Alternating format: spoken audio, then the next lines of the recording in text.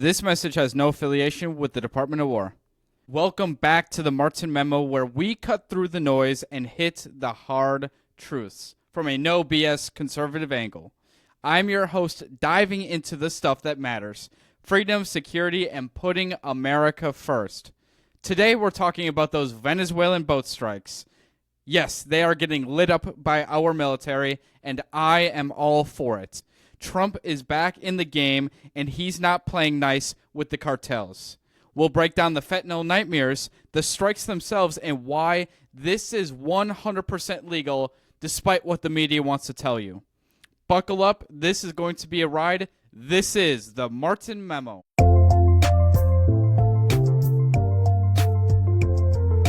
The Martin Memo. All right, now let's get real. If you're like me, a young conservative who's seen enough of the left's open border nightmare, you know the drug crisis isn't just some headline. It is destroying families, communities, and our future. We're talking about fentanyl, which is the silent killer that's wiping out over 80,000 Americans every single year. That's more than the Vietnam War casualties in just 12 months. And guess what? A big chunk of the poison traces back to organizations tied to, you guessed it, Venezuela ports under that socialist thug, Nicolas Maduro. But now, under President Trump, we are fighting back. We are blowing up those go-fast boats in the Caribbean before they can flood our shores with death. Critics like the ACLU are screaming, "It's legal! Oh my gosh, it's illegal! We must protect our criminals," right? And filing lawsuits left and right.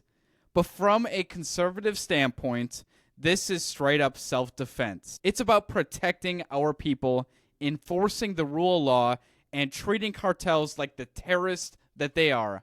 We are not going easy on them. First off, let's set the stage with the fentanyl epidemic. This isn't some hoax. It is a national emergency. According to the DEA's latest report, fentanyl and its analogs are the deadliest threat we have faced in decades. Over 8.6 million pills were seized in this year alone, but that is just the tip of the spear. The cartels like the Sinaloa, the CJNG, you name it, are cranking this stuff out in Mexican labs using precursor chemicals smuggled from China and India. But here's the Venezuelan twist. Maduro's regime isn't just turning a blind eye, they are in bed with those narco-terrorists. State Department reports tag groups like the TDA as full-blown terrorists, operating out of Venezuelan ports, and those boats? They're not just hauling cocaine to Europe or the Caribbean. Intel shows some are loaded with barrels of precursors, the raw material needed to brew fentanyl. We're talking about enough to produce billions of deadly doses. Remember that massive September intercept with 300,000 kilos of meth and fentanyl building material seized off the high seas. If even a fraction slips through Venezuelan waters, it is game over for American lives. Think about the human cost. Every day, over 200 Americans drop dead from overdoses, and it's mostly Gen Z like me. We are being poisoned by this cartel crap. It's not an accident. It is a form of chemical warfare. Maduro's cartel de los Sols, yes, that is his military cronies, profit off of all of this to prop up his failed socialist paradise while our streets turn into graveyards. Conservatives have been screaming about this for years. Secure the borders, hit the suppliers hard. Under Biden and Harris, we got record inflows. Over 80% of fentanyl seized at large ports like San Diego, hidden by mules. But Trump, he is flipping the script. No more catch and release for drugs. We're going offensive, and those boat strikes are the opening salvo. Now let's talk about the timeline. It kicked off September 2nd, 2025. That was the first strike under the Trump administration's second term. A U.S. drone lit up a go-fast boat off of Venezuela's coast, claiming it was smuggling with the cartels. 11 guys on board, they are all gone, as we had seen. The White House spins it as a counter-narco-terrorism, part of Operation Southern Spear. Since then, we've racked up at least 87 kills across the Caribbean and the Pacific, boats allegedly tied to Maduro's ops. Maduro's howling about sovereignty, but these are international waters. No invasion, no boots on the ground, just precision hits on vessels that Intel flags as threats. So what's the big controversy? That September 2nd double tap. Everyone is screaming, war crime, war crime. Survivors were bobbing in the water, then boom, a second strike, right? That was the narrative that they had painted you. Let's actually look at the footage here. The Pentagon briefing last week showed thermal footage of those survivors and how they weren't surrendering. They were rigging the wreckage for a pickup boat on the horizon, with one having a visible sidearm. Admiral Bradley testified it was a hot pursuit, and the rules of engagement allowed it to prevent offloading. There was no kill 'em all order, as people had said by Pete Hegseth. That did not occur. It is a proportionate force in a war on terror, not some drone horror flick like they keep painting you. Critics say Venezuela's not even a fentanyl hub. It's just more cocaine to Europe. Which, it's a fair point, don't get me wrong, but Intel links those ports to precursor shipments rerouted to Mexican labs. And Maduro's tagged a narco-terrorist since 2020. This isn't random. It's targeted disruption of the supply chain that is killing our kids. All right, now it's time to go over the laws and logistics of this all, because conservatives, we believe in the rule of law, not vigilante attacks. First, we'll go over the international laws. In the UN Charter, Article 51, it says nothing impairs the right to self-defense against an armed attack. Trump's team argues fentanyl is poisoning an ongoing armed attack, with non-state actors like cartels waging chemical war on U.S. soil. It's the same logic we use for ISIS drones. It is an immediate threat. It is necessary, and it is proportionate. Drug smuggling is not just a crime when it kills 80,000 Americans every single year. It is aggression in the highest degree. The UN Drug Conventions from 1988 back this, allowing boarding in international waters with probable cause. And domestically, boom, we had 21 USC 878. It lets federal agents seize drug vessels on the high seas. It ties into the 2001 AUMF stretched to non-state belligerents. Trump's July directive greenlit lethal force for cartel ties. And the War Powers Resolution, these are limited operations, not just a 60-day clock without sustained hostilities. And Pete Hegseth's DOJ memo, the one that ACLU is suing for today, reportedly seals the deal. It states that narco-terror is enemy combatants. But the left is melting down per usual. ACLU dropped their Freedom of Information Act suit this morning. They are demanding that the Secret Office of Legal Counsel has an opinion on this matter. They are calling the strikes illegal killings. And UN experts also chime in. They say drug trafficking's law enforcement, not war. They say how it breaches sovereignty. Even some Republicans are starting to sweat escalation, but it's some of the lousy ones, so I'm not too concerned at this point.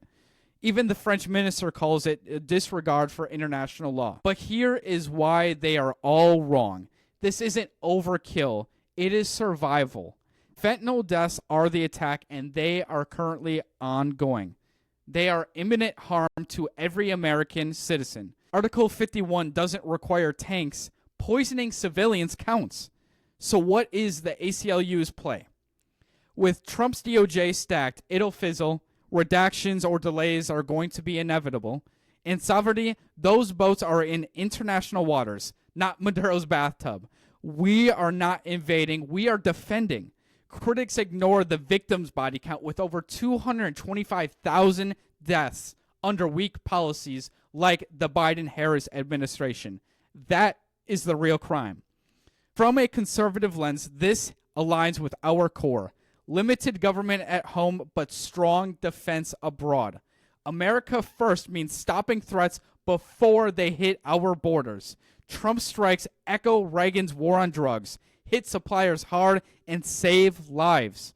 No more coddling regimes like Maduro's who weaponize poverty and corruption, and precursors. Even if a boat's got cocaine, those chemicals brew fentanyl downstream. Better safe than another overdose stat. Look, Gen Z conservatives like us get it. We want freedom, but not at the cost of chaos. Open borders under Democrats let this poison flow in. Trump is sealing it. These strikes, they are a message. Cartels, you are the terrorist, and we are coming for you. Support the troops, back the law, and let's end this epidemic today. To summarize this all up, the boat blasts are legal, necessary, and a win for America. If the ACLU wants transparency, that's fine. We can all agree with that, but don't handcuff our defenders. Call your representatives and push for more operations, designate more cartels as terrorists, and that is how we win this thing. Now we're going to move on to my favorite segment of the show, and that is the cold monologue. For those of you who do not know what the cold monologue is, you ask us questions throughout the week on all of our social media. My editor-in-chief, she writes them down, puts them on slips of paper, and then puts them in this hat. You're getting my pure, authentic reaction. Let's dive in. What are your thoughts on the tariffs? I do not like the tariffs. I think in some aspects they are good, but overall, I am not a fan of the tariffs. I believe in a free market system. I think we should be cutting close to zero, if not zero, trade agreements all across the board, and we should have free trade abroad. We need to box in places like China or any of our other adversaries, don't get me wrong, but we should be providing goods and resources across the globe. And as far as the manufacturing coming home because of the tariffs, yes, that's great. But I believe that we can do the same thing by offering some sort of incentives. I don't know what those incentives would necessarily look like. Maybe you could get free taxes, or you're not going to get any sort of penalization, anything like that for 10 years. Again, that would be more towards the logistics side. But I do not believe in the tariffs. There's a reason they keep lowering these tariffs on like coffee and beef.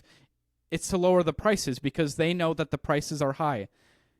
Tariffs are not the correct answer. Again, some aspects are great. I'm all in favor for boxing in China, but I am more of a free trade person. That is what we should be doing across the globe, box in China, and that is how we win. Again, encourage businesses to move back to the United States, offer them some sort of subsidy or some sort of tax deduction, whatever it may be, but bring them back home that way, not through tariffs. Before we wrap this thing up, yes, I am wearing new merch. I got a new coat, a new long sleeve, a t-shirt, a couple magnets, so we are loading up the arsenal with plenty of Martin Memo merchandise. I'm also going to go behind enemy lines, and I'm going to read the 107-day book by Kamala Harris. I have not read any of it yet, but from what I have heard, she claims that she did not have enough time. I think it was the opposite way around.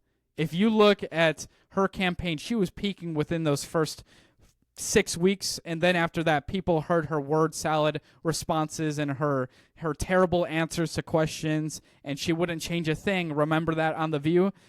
And that is what ended up sinking her candidacy for President of the United States.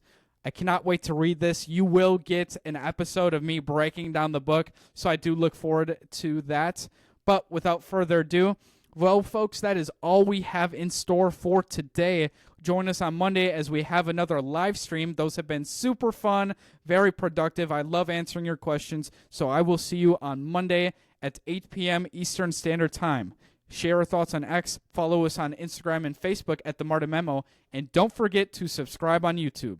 Now, in case I don't see you, good morning, good afternoon, and good night. This is The Martin Memo.